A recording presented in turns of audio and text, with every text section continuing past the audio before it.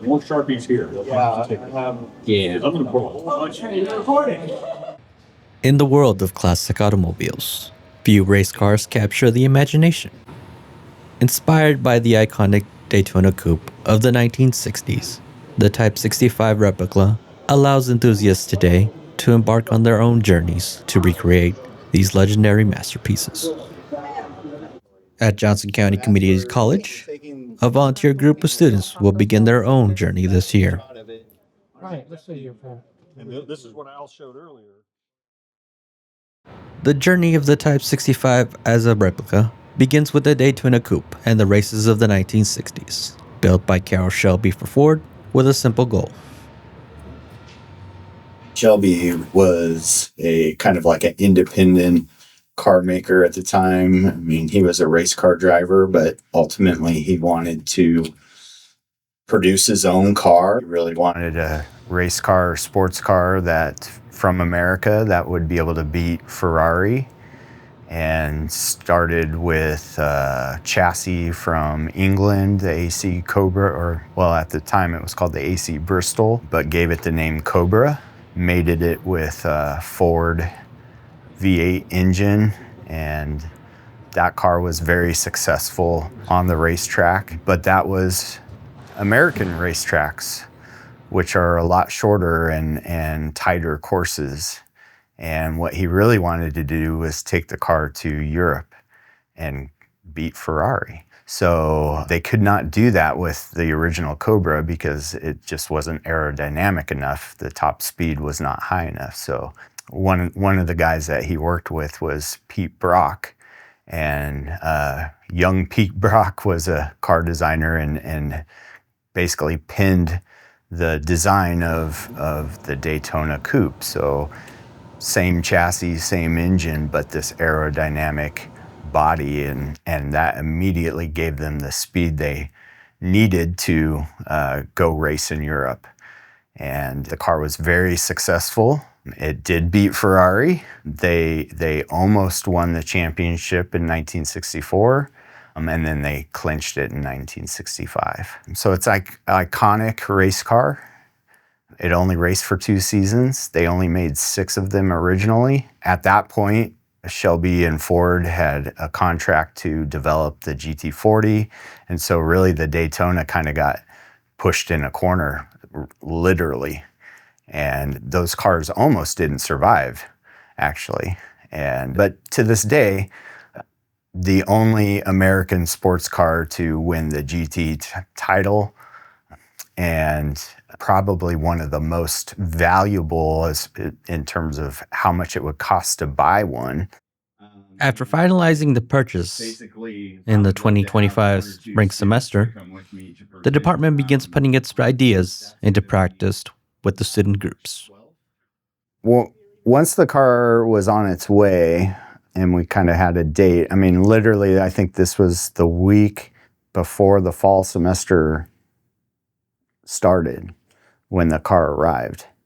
And so I reached out to some second-year students, or who were going to be second-year students. So it was students I had the previous school year. So I reached out to a handful of them to invite them to come help me do the inventory, like basically go through every box and check all the parts and check them off the list and see what we had and what didn't come and all that stuff.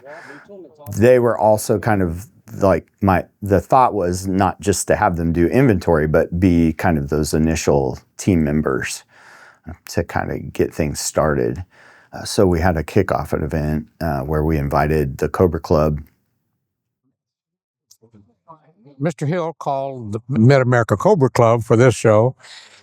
He told us they were getting ready to purchase a Daytona Coupe to build for the students. And they asked if we could help give some advice along the way. And since I built a coupe, well, I volunteered to be a part of that. But we had a handful of students who showed up to that kickoff event who expressed interest and wanted to be on the team. So student-wise, we probably have about 20 students who are involved. I wanted to have as many students involved as we could, but the idea of having, you can't have that many people working on the car all at one time, right? And so it was really kind of like, okay, well, what other like skills or things could we, learn while we're doing this? And that's kind of where we started building out these sub teams. So, our project management team and our logistics team and R&D and I think we came up with about 10 different teams. I think it was before it even got started, I had heard about it. Mr. Hill had talked to me and mentioned it. And initially, I told him, like, let me know the second I can sign up. So I feel like I've kind of been here since the jump. So at the time that it got started, I was in his engine repair class. And so he was kind of talking about it. And I was interested. And he said, oh, well, come to the kickoff, and there was a sign up sheet there. And I knew, I've got to put my name down. This is going to be amazing. I've got to be involved. And it's been such a blessing ever since. Was the pain today? Torquing down the axle nut because we were not heavy enough to actually do it. We had to get 3 people involved to 4 people. Yeah, to hold it in place, actually torque it down, make sure the steering stayed aligned, all of the fun stuff. And so the group would meet up every month with a brief summary in the classroom before eventually splitting up into their individual groups.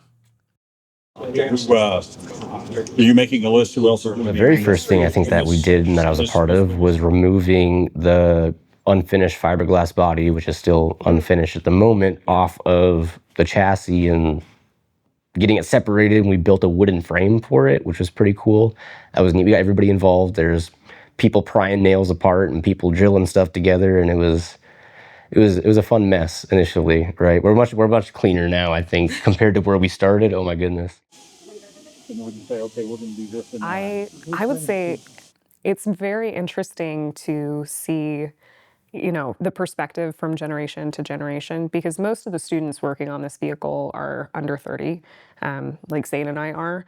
And then with those Cobra Club members, they are so incredibly experienced. It's just a wealth of knowledge to be able to interact with. I know in particular, Jim was a project management specialist with an engineering company for a very long time. And so when it came to the project management core team, he had a few meetings with us and, really dove into what we could do better and what sort of systems he would expect to see in a professional setting. And I feel like that's elevated the project to the next level. A few weeks later, the team sets its first big milestone goal, a preview of their work at World of Wheels KC. The thing about this, building a car like this, is that you get experience in all phases, right from suspension, from doing the interior, all the aluminum panels, getting them riveted in place, and then doing the suspension and running all your fuel lines, running all the electrical,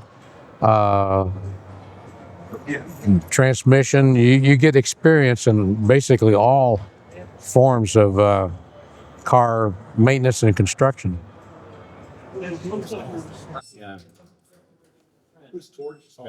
I think it's a great opportunity for the kids. Yeah, I think it is. They, like I said, they learn so much. They learn all aspects, and they actually get to build the car.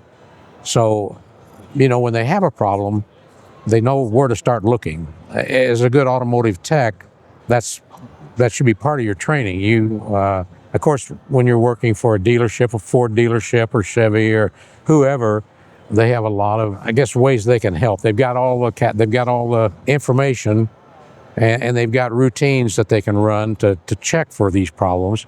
So on a modern day car with all the computer information that's available, it's sometimes easier to track this stuff down. But when you start working on older cars like these, you don't have all that. You just have to have some knowledge of how all of this stuff works, and kind of know where to start troubleshooting. And it's a big help when you can build a car like this and you kind of know how the whole thing operates. It gives you some ideas on where to start looking for problems. I was gonna say probably next thing for me will be like engine computer management and like learning how to tune and change software on computers. And that's something I would like to explore in my future, is maybe a way to make something that can be more so plug and play versus all of these ECUs are locked and nobody can access them and change the maps that we want to change. You got this. And for me, I'd say the internal, cabin compartment, seeing that all finished. Our plan is to also put handprints of all the team members on the inside of the hood once we're ready to paint.